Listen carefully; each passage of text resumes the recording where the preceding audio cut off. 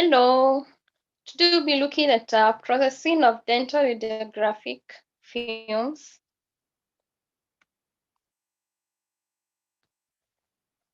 So our learning objectives will be to learn and understand about the sequence of film processing, the components of the developer, the fixer, and their functions, changes that take place in the film emulsion during processing, and different ways of processing dental films, as well as their pros and cons. So we look at the processing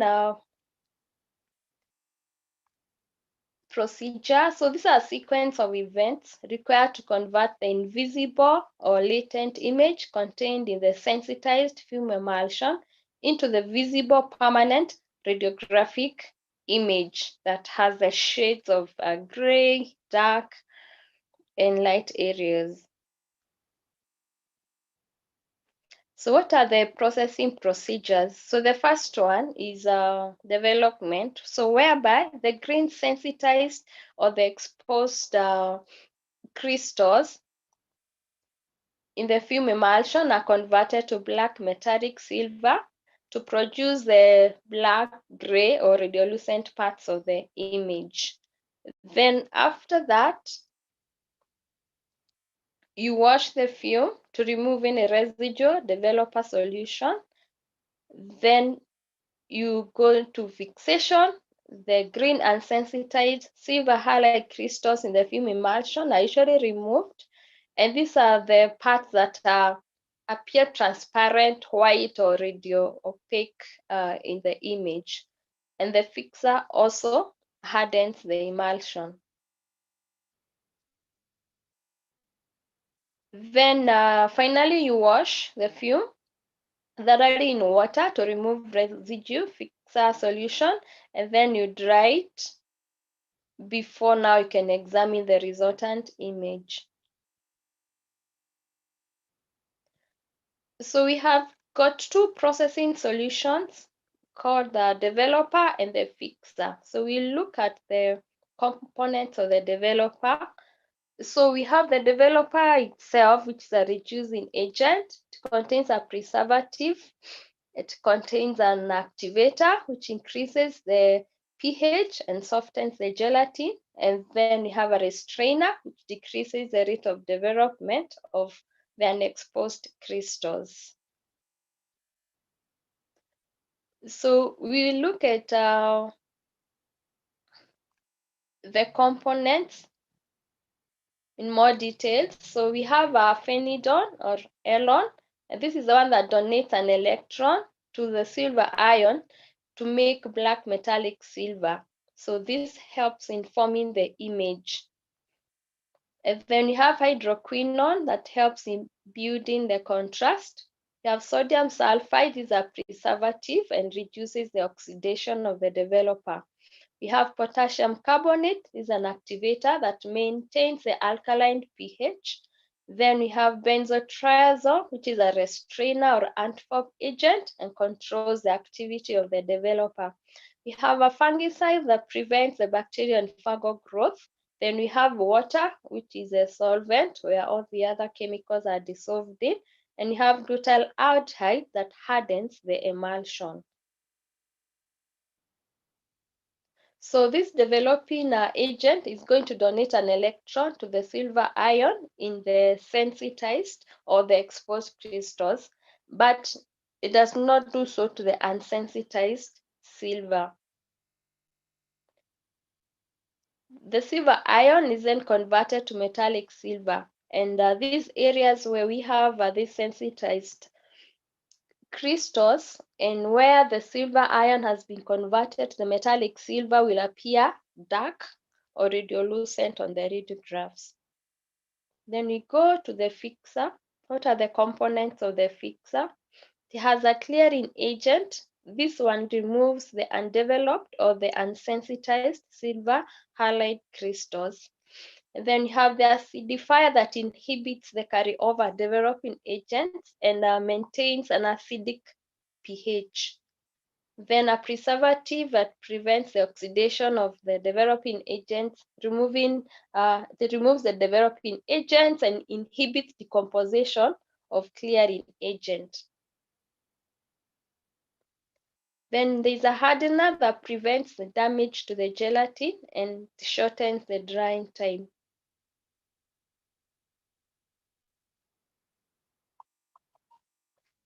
What are the constituents of the fixer solution? So it has ammonium thiosulfate. It is a clearing agent that removes all the unsensitized silver halide crystals. Then sodium bisulfite is a preservative which will prevent the deterioration of that fixing agent. Then aluminium chloride that hardens the gelatin. Have the acetic acid. This is acidifier which maintains the fixer at an acidic pH. And water, the solvent, where all the other chemicals are dissolved in. So you need to note that the developing time is dependent on the temperature of the solution, among other factors. So when the temperature is too high, the development will be rapid and the fume will appear too dark. And then if the temperature is too low, the development will be slowed, then the fume becomes lighter or very pale. The recommended time is 5 minutes at 20 degrees centigrade. But all this depends with the kind of processing that you are undertaking, whether it's manual or whether it's automatic, and whether the developing agent are fresh or whether they've been used for quite some time. So you always need to liaise with the radiographer to know the condition of the developing agent and how much time is able to give you an optimal image. So we can look at the fume emulsion and see the changes that take place as you do the processing. So we have a diagram there, has A, B, C, and D. So we start with A. So A shows you the emulsion, the silver halide crystals before exposure. So many of the silver bromide crystals are present in this emulsion. Then after you have exposed it now to the X-rays, so the exposed crystals that contain neutral silver atoms at latent image sites constitute the latent image. So once you expose, then you start now having crystals that are sensitized. So it's where you can see some areas where the crystals are looking a bit dark. That's where the latent image has formed. So at that particular time, you cannot see the image. So you need to develop that fume in the developing agent. So once you develop, look at C. So the developer will convert the exposed crystals containing neutral silver atoms at the latent image sites into solid grains of metallic silver. So look at C. You can see now some of the crystals now where we have a silver deposited, they're becoming dark. So an image is starting to form. And then finally, when you put that particular fume in the fixer, so the fixer will dissolve the unexposed or the undeveloped silver bromide crystals. So it's going to clear them out and only the solid silver grains will be left. That's what we have in D. So the unexposed crystals have been removed from the emulsion, and what remains is now the exposed crystals that have been developed and have formed the silver metal. Okay, that's all. Then we can look at the types of processing. So can either be manual or wet processing or automatic processing. So in manual processing, this is carried out in a dark room, and you remove the fume from the fume packet, and then you clip it onto a hanger. Then immerse it in the developer, agitate it in the solution for about 5 minutes at 20 degrees. But this may vary depending on how long the developer has been in use. So if it's has stayed for quite some time, then you need more time. But then if the developer has a higher strength and you use less time. Again, liaise with the radiographer to know how many minutes you should develop that film. After that, then you rinse in water for about 10 seconds. Then immerse it in the fixer for about 8 to 10 minutes. Again, this will vary depending on the strength of the fixer. Then rinse again and then allow the film to dry.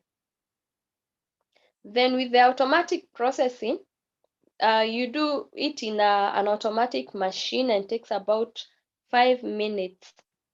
So most machines are used in an open room.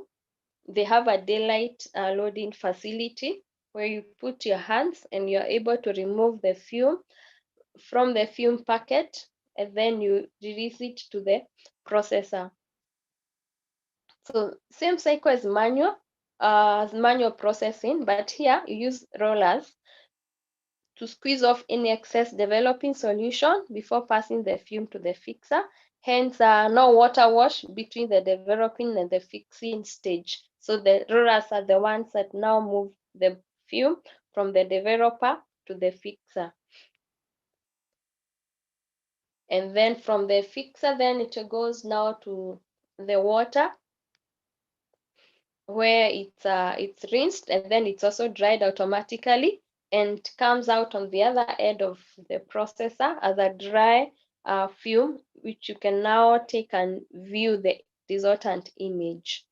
So advantages with this automatic processor is that it is time saving and you don't need a dark room to do this. So you can easily put it in your dental clinic and use it to process the radiographs. Although now we have moved to digital imaging. And then it has a controlled and standardized processing conditions which are easy to maintain. Then some of the machines, they can replenish the chemicals automatically. It has some disadvantages. Strict maintenance and regular cleaning is essential. If you have dirty rollers, they produce marked fumes. They interfere with the image and you'll have errors. Then if the rollers are faulty, they can retain the fumes. And it's too bad if that film is retained in the developer because it will be very dark. Then some models need to be plugged in, so you need plumbing works to be done and have a source of water. The equipment is also expensive. Then unfortunately, if the machine is small, it cannot process the large extra oral fumes like the ones for the dental panoramic image or the skull views. So that is all. Reference materials from Essentials of Dental Radiography and Radiology by Eric Waits, and also Oral Radiology Principles and Interpretation by White and Farroa. Thank you.